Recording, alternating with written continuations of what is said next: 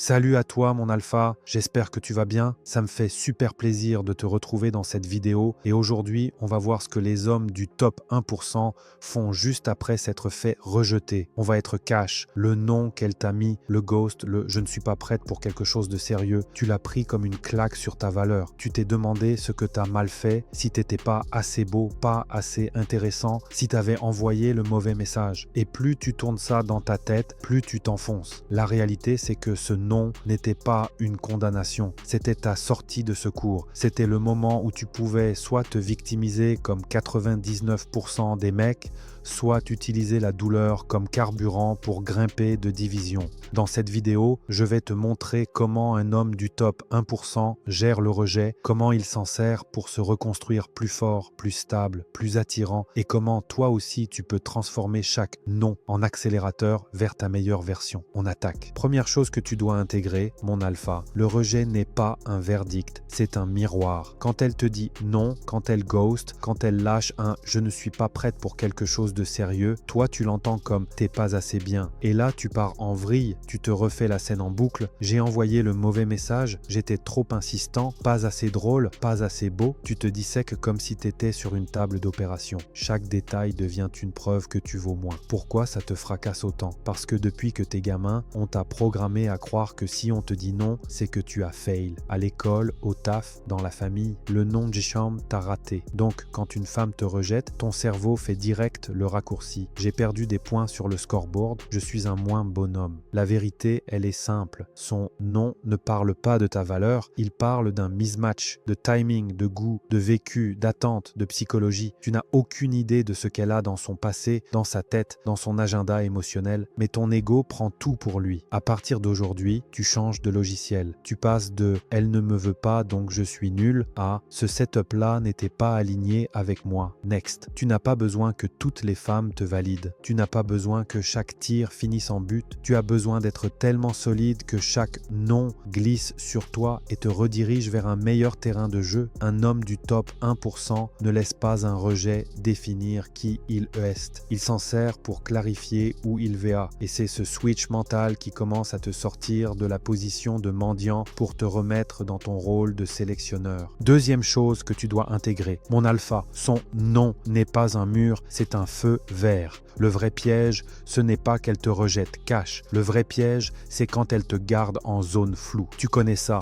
Un jour chaude, un jour froide. Elle répond, mais n'initie jamais. Elle te voit, mais pas prête pour quelque chose de sérieux. Tu n'es ni choisi, ni coupé. Tu es en attente. Et ça, c'est ce qui détruit le plus ta confiance. Un non clair, ça pique. Mais au moins, ça tranche. Tu n'as plus à deviner. Tu n'as plus à interpréter 3 emojis. Tu n'as plus à rester suspendu à son prochain message. Ce que tu appelles espoir, souvent, c'est juste de la prison émotionnelle. Tu continues à investir du temps, de l'énergie, de l'attention sur une femme qui ne fait que te montrer qu'elle ne veut pas vraiment de toi. Et pendant que tu t'acharnes sur elle, tu n'es pas en train de devenir le mec que la bonne va choisir. Regarde le rejet comme un business. Chaque heure passée à courir après la mauvaise cible, c'est une heure que tu ne mets pas dans ton corps, ton projet, ta vision. Chaque non franc, c'est un dossier fermé. C'est de la rame mentale libérée. C'est de l'espace dispo pour mieux. Tu dois arrêter de voir le rejet comme une porte qui se ferme. C'est un panneau, pas par là, frérot. C'est la réalité qui te dit arrête de forcer ici. Mais c'est ton énergie là où tu vas être respecté, désiré, choisi. Un homme du top 1% ne supplie pas pour rester dans la vie d'une femme qui hésite. Il prend le non comme un signal de direction.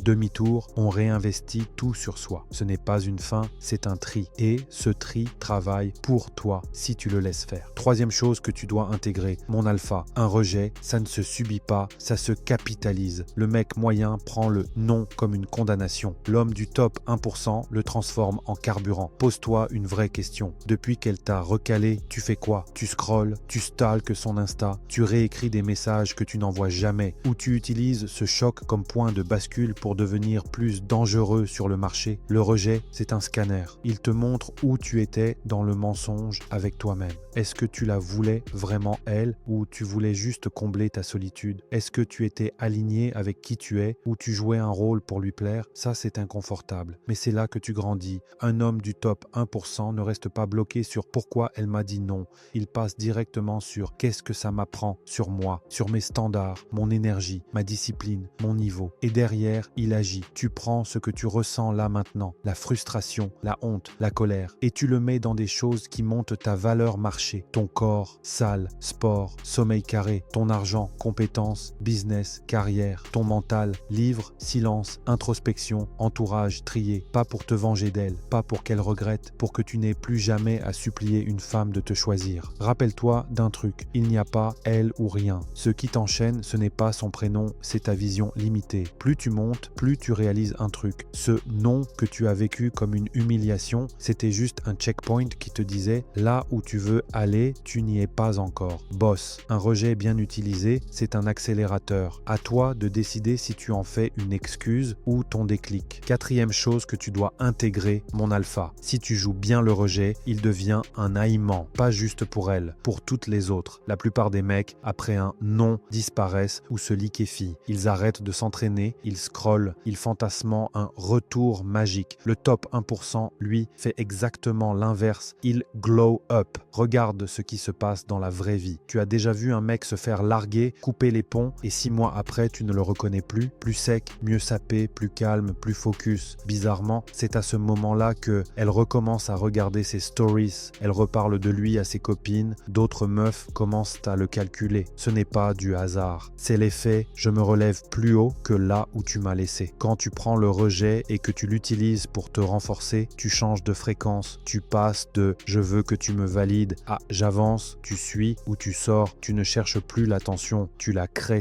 C'est dans ta démarche, dans ton regard qui ne m'en dit plus, dans ta façon de parler moins mais plus juste, dans le fait que tu as une vie tellement remplie que personne ne se dit « il attend mon message pour exister ». Une femme sent ça instantanément. Elle ne se dit pas « oh, il est musclé maintenant ». Elle se dit « il s'appartient ». Et un homme qui s'appartient devient intriguant, puis attirant, puis obsédant, important. Ton glow-up ne doit jamais être une vengeance. Si tu fais tout pour lui prouver, tu es encore accroché à elle. Tu fais tout ça pour toi, pour que la prochaine femme qui entre dans ta vie tombe sur une version de toi inattaquable. Le rejet bien utilisé, c'est ton meilleur storytelling. Il est tombé, il s'est relevé, il est devenu plus fort. Les gens, les femmes, l'admirent toujours plus au chapitre 2 qu'au chapitre 1. Cinquième chose que tu dois intégrer, mon alpha. Tu ne veux pas juste récupérer une femme, tu veux choisir ta femme depuis ta puissance, pas depuis ta blessure. La meuf qui t'a recalé, ce n'était pas ton destin. C'était un filtre, un tri naturel, un pas celle-là, continue d'avancer. Le problème, c'est que la plupart des mecs font l'inverse. Ils prennent le rejet, ils le gardent dans le bide et derrière, ils choisissent la prochaine depuis la peur. Peur d'être seul, peur de ne pas retrouver aussi bien, peur de ne jamais être validé. Résultat, ils acceptent tout et n'importe quoi. Manque de respect, jeu, instabilité, drama, juste pour ne pas revivre ce fameux non. Un homme du top 1%, lui, utilise le rejet pour durcir ses standards, pas pour les baisser. Il se pose des vraies questions. Qu'est-ce que je veux vraiment chez une femme? Qu'est-ce que je ne tolérerai plus jamais? Quel type de vie je construis et qui peut marcher là-dedans sans me freiner? Tu ne choisis plus une meuf parce qu'elle te donne un peu d'attention. Tu la choisis parce qu'elle respecte ton chemin, ton edge, ton cadre, parce qu'elle ne fuit pas dès que tu poses une limite, parce qu'elle ne joue pas avec ta disponibilité comme avec un jouet. Imagine deux versions de toi. La première, blessée, en manque, prend la première meuf qui lui répond. La deuxième, centrée, focus sur sa trajectoire, regarde, est-ce qu'elle ajoute de la clarté ou du chaos? Est-ce que je suis plus fort avec elle ou malgré elle? Une femme de qualité ne se présente jamais à un homme qui rampe pour être choisi. Elle se présente à un homme déjà debout, déjà occupé à construire sa vie. À partir d'aujourd'hui, tu inverses le rôle. Ce n'est plus est-ce qu'elle me veut, c'est est-ce que je la veux dans ma réalité. Et tu vas voir que dès que tu commences à vivre comme ça, ce n'est plus le non qui te détruit, c'est lui qui t'aligne avec de bien meilleurs oui.